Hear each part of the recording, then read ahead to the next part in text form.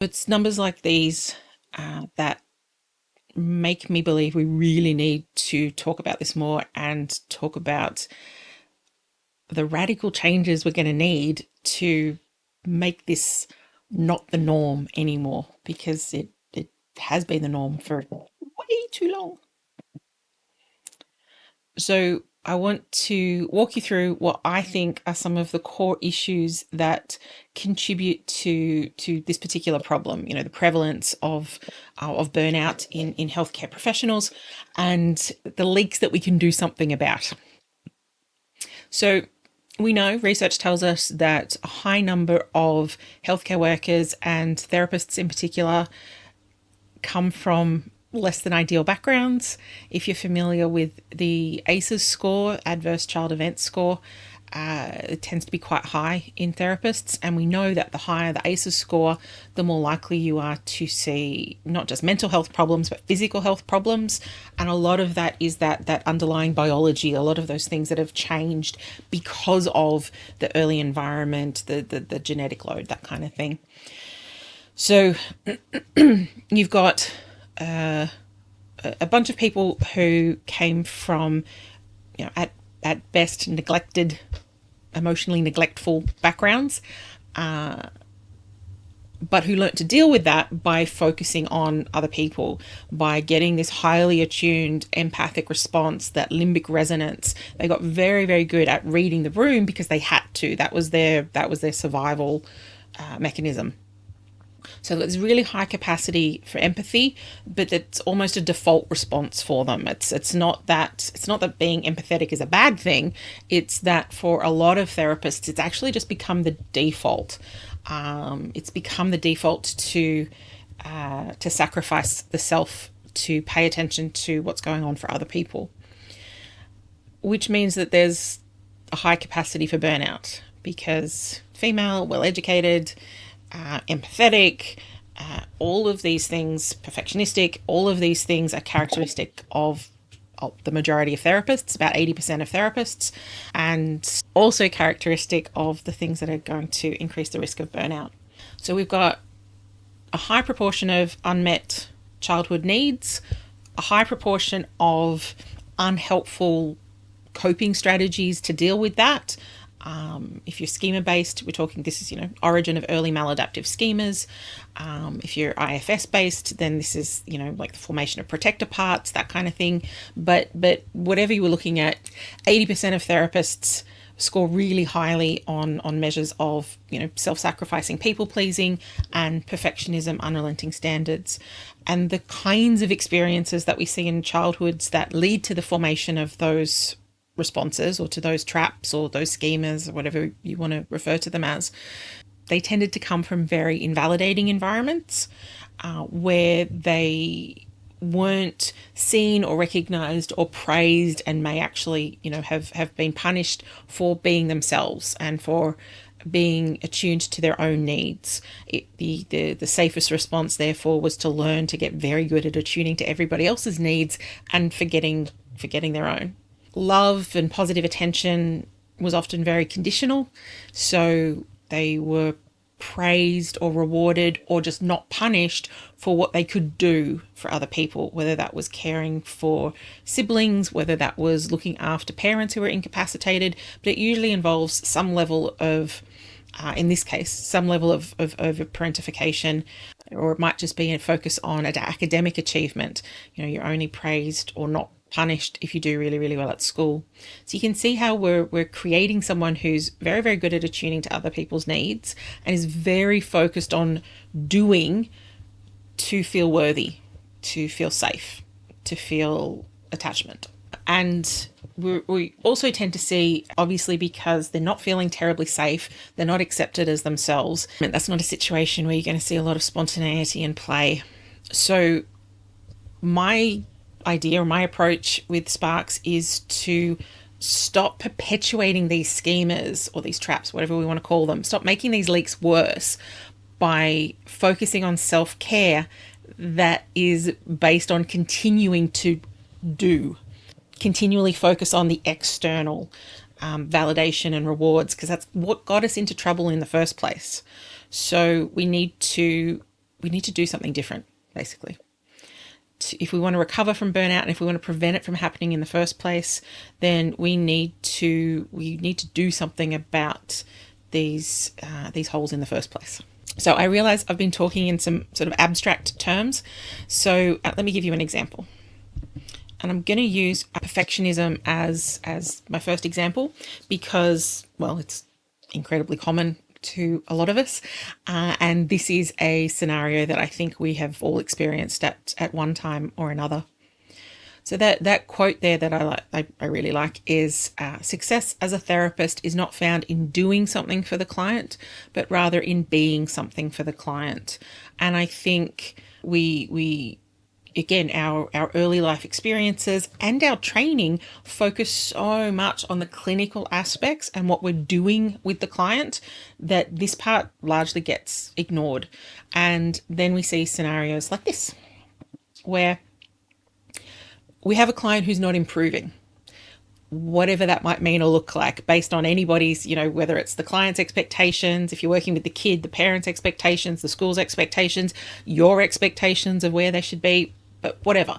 You've decided that this client is not improving as you believe they should be, or they believe that they should be. When you do this kind of exercise with your clients, say you were working with a client on perfectionism and it was about failing an exam, most clients can come up with about 50 different reasons why you might fail that exam.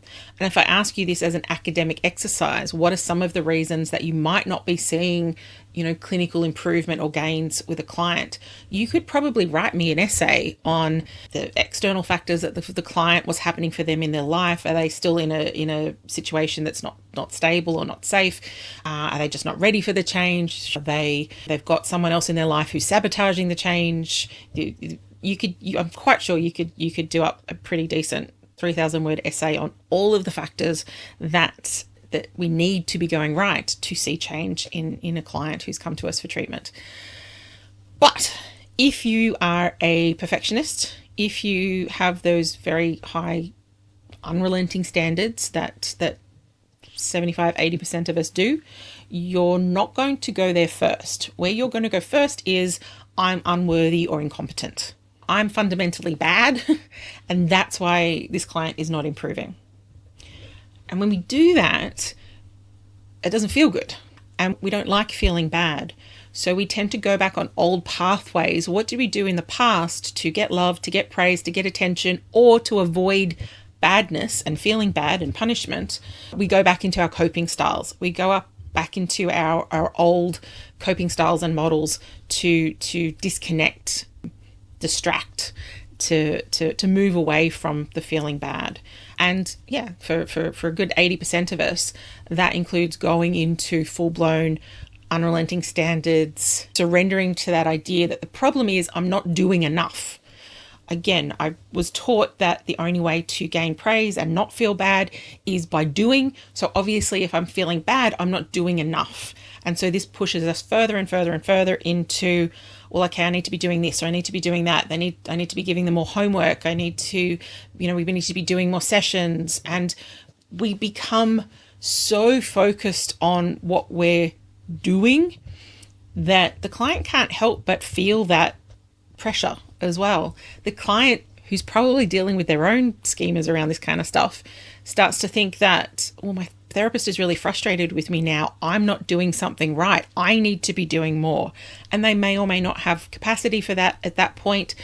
But the other thing is, when we're working with someone and we're in our coping modes, that severely limits our ability to connect with them. That severely limits our ability to create that limbic resonance. That severely limits our ability to be in the room with the client. And the clients may or may not be able to articulate that, but they will feel it. And it's often when a client will then disengage because they're feeling this pressure to be doing. They're starting to feel more like they're failing you. I had a client once come in and burst into tears. You're going to be so mad at me. I'm so sorry. I didn't do the homework this week. And I was just like, oh my God, how much pressure I've been putting on this poor person when it's actually more about my stuff I mean, that was about her stuff as well, and that's a whole other thing. But a lot of it was my stuff. You know, she wasn't progressing how I thought she should be. So obviously I'm not doing enough, and I had leaned more and more into the doing, because otherwise the sitting and the being often feels too easy. We feel like we're not doing anything. We're not doing enough. How many times have you said, or have you heard people say, oh, we just talked in that session? Or if you're working with kids, oh, we just played a card game. There's no such thing as just. If you're in that room with that client and you're really with them and you're getting that limbic resonance and you're working on the relationship and fostering connection, that's the work. That is the work. But it often comes really easy to us, so we minimize it. We don't think it counts. And so if we don't see improvement, we're like, oh, it's because I wasn't doing enough. I need to do more. Client disengages, and we go, there you go, see, I knew I was crap. I need to go off and just spend, thousands of dollars doing another training and upskilling in this area. And if only I knew how to do this skill, they wouldn't have disengaged, and blah, blah, blah. So, and again, I'm not saying there's anything wrong with having high standards, but like anything, the more rigid this belief, the more certain you are. Because how many things in life are actually certain? If a client's not improving and you are 100% certain it's because you're crap, it's probably not that. Because we can't possibly know every other factor that's going into this client's progress or lack of progress or whatever. So I just really encourage you to have a look at your caseload, have a look at, the clients that you finished up with. Have a think about, particularly if it was an unplanned discharge and you've got a client who's ghosted you, what was happening in the lead up to that? And if you found out after the fact, I found out after the fact a long time ago, a client had disengaged because I'd got a haircut that reminded her of her sister or something. Very little I could do about that. I'm not going to show photos of my potential haircuts to all clients and say, if I get this, will that be okay? I would never have come up with that variable in 100 years of guessing. But if you're able to look at that list, if you're able to go back and look and go, okay, so this person disengaged, do I know what that was about? Or do I just think I know what that is about? And if you're looking at that and going, yep, 100% that was my fault, check in, sure. I mean, did you do something truly hideous and disgusting in a session? Like, could be your fault. But I would say just double check. See how many assumptions are going on there. So we've got this cycle that just then maintains this sense of, see, I'm unworthy. And it tends to be really rigid, can't possibly be due to any other issue. And this is where traditional self-care tends to focus. So as we're disconnecting from ourselves, as more and more water is pouring out of those leaks, as we're starting to have trouble filling it back up because we're tired now, self-care comes in and says, no, you just got to find more water. You've just got to find a better water source. You've just got to fill up. You've just got to spend more time doing and filling up that bucket. And Sparks is about, no. Let's try and deal with this leak in the first place. Let's try and deal with how big or where this leak is, and how long it's been causing issues, and what can we do to actually repair that leak. Because if we can do that, the rest of the cycle just doesn't happen. Whereas if we come in at the disconnection part, the rest of the cycle may or may not happen. Because I think coming in at that point with, I just need to be doing more for myself, is actually just more likely to make it worse, because you're still focused on doing. And you're going to feel guilty because you're doing for yourself instead of doing for this client who is, isn't improving. So this is what those traps look like in action.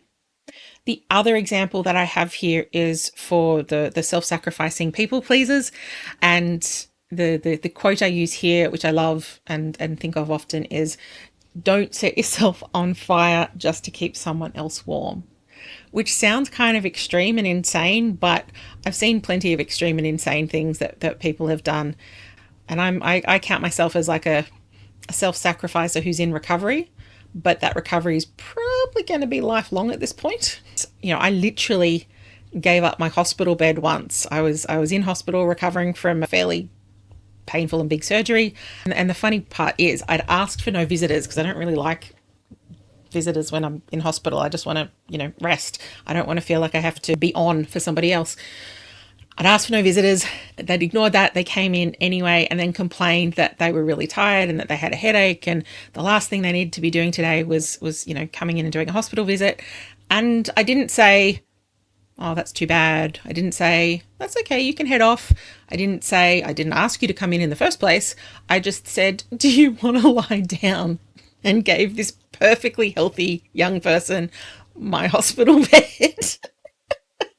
So, which I think is one of the reasons that I like that quote, because it sounds extreme, but it's not so extreme. If you know any like really hardcore self-sacrifices, it's not actually that extreme. But the example here, the example of the cycle, the self-perpetuating cycle that I think can go on here, we're talking about if we don't charge a cancellation fee to our client. And it might be, a client that we've seen quite a few times that we know pretty well. It might just be that we're feeling, particularly guilty. They've done, oh, but this and that, and I can't afford it this week, and blah, blah, blah, and I'm so sorry, and I'll never do it again. And they're pulling on the heartstrings. And so we go against our own cancellation policy, which means we're going against a boundary that we put in place. We're going against our own interests because chances are pretty good that if you don't charge that cancellation fee, well, you're not making any money that hour and your expenses don't go anywhere. So when we choose not to charge the cancellation fee, there's a whole bunch of things that are happening there. And I know we do it because we think we're helping. I know I do it because I think I'm helping and I feel bad and I don't want to feel guilty and I need to do for them. But you are setting yourself on fire to do that because it's costing you more than just the lost session fee. What it actually does is reinforces this idea that we're not worthy, that we should be looking after the clients and the client's needs before our own needs. And there's a whole thing that comes in there as well in terms of what's that reinforcing for the client. Is it reinforcing this sense that, we think you're so broken that you can't even manage to handle the cancellation policy or the cancellation fee? Or it gets to the point where we don't even give them the choice. We're just like, no, I'll waive that. And I've had this conversation with people who've said, oh, I'm so sorry, I have to cancel, such and such has happened, but look, let me pay the cancellation fee. And I'm like, no, it's okay. Look, it's so lovely of you to offer. That's really nice, but no, we won't do that. Like, what the hell? Got someone actually offering to give you money and you say no. But it's such a good example because, not only are we reinforcing the sense that my stuff, my needs, to make a living wage aren't important, but we're also potentially, just like the perfectionism example, we're reinforcing negative schemas.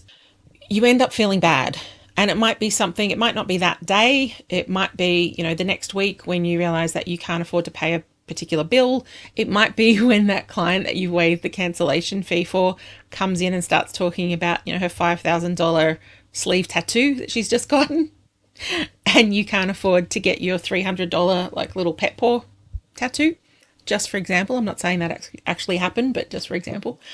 But that resentment builds. So again, we get that disconnection from the authentic self, distancing and resentment towards and from the client. We've potentially triggered off some of their stuff, so they're not in their authentic self either. And you've got two people who are just communicating via their coping modes. If anyone's done any couples therapy, particularly like schema and that sort of thing, you'll know that you conversations between coping modes generally don't end well. So we're more likely to see the client at that point again either completely stalling, and maybe they just start calling in and cancelling last minute for a stack of appointments and then ghost you altogether. But again, that then just confirms, see, I'm unworthy. And it's not that you're unworthy at all. It's that you are just repeating this cycle. You are choosing an action and choosing a response based off those schemas or those traps, and then that is the thing that actually led to the outcome. That's the thing that's not helpful. So we want to again focus on I am allowed to charge the cancellation fee. I should not make assumptions for my clients, but I do know that I need to make an income and I am allowed to do that. And I can be fair about it and reasonable and equitable. And if I've been seeing someone for 5 years and it's the first time they've ever cancelled and it's because they had a car accident on the way and all that, sure, it's not about being rigid. It's never about being rigid. But that it shouldn't be rigid on the other way as well. It shouldn't be your policy to ignore your policies and just do the thing that you think is going to, make the client like you, or at least make them not hate you, or cause the less conflict or lead trouble. So another quick poll. This is when I generally ask people if they relate to any of these schemas or any of these traps. And again, this is pretty representative of the responses that we get. There's very few times that I've done this in the last year where I got any no's. And the one time that I did, and when I spoke to that person afterwards, it was about that they weren't, I think they literally said something like, I don't have unrelenting standards, I just have high standards, and then proceeded to tell me about their high standards. And I'm sitting there going, oh, yeah, they're not high, they're unrelenting. That's like, who could do that? So if you're really honest with yourself, if you think about those examples, if you think about where your head would go first when a client is not improving, when you think about how you go if a client calls up and is fighting the cancellation fee, for example, or just cancels last minute, and you've got the choice, do I say, okay, can I collect the cancellation fee or do I let this go? Ask yourself what dictates your response in that moment. And for most therapists, again, most healthcare workers, there's going to be elements of at least one, either the people pleasing or the perfectionism.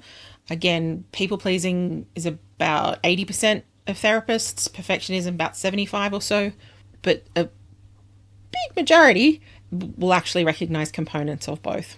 And then the last question that I ask as part of these kind of baseline questions, getting an idea of where people are currently at within the profession, is this one. How often do you feel good enough to just be in the room with your clients, specifically without feeling the pressure to always be doing more? You could phrase it in terms of, do you hear yourself minimizing what you do? Do you hear yourself saying, oh, we just talked this session, or this was just a gossip session, or we only played Uno, or whatever? How often do you hear yourself minimizing what you do in sessions with your clients?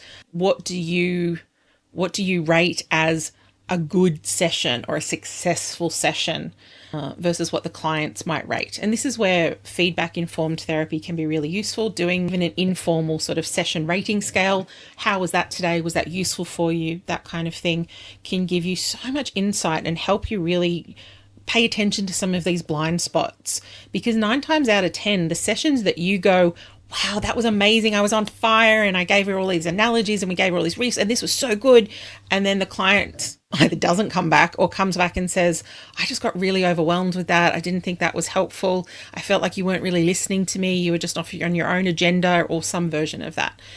And the sessions where we're like, wow, that was crap, that was, got nothing done, didn't cover anything, often those are the sessions that the clients refer back to, sometimes years later. I had the very bizarre experience of supervising someone, and they had a client come to see them, and we worked out that this was someone that I had seen maybe 10 years previously and remembered for a bunch of reasons. But the supervisor was able to say, because I'd been supervising them for a while, the supervisor was able to recognize like some of my words, some of my ideas and stuff coming out of this person's mouth, and was one of the things that clued them into, have you ever seen Danielle? That's mind-blowing.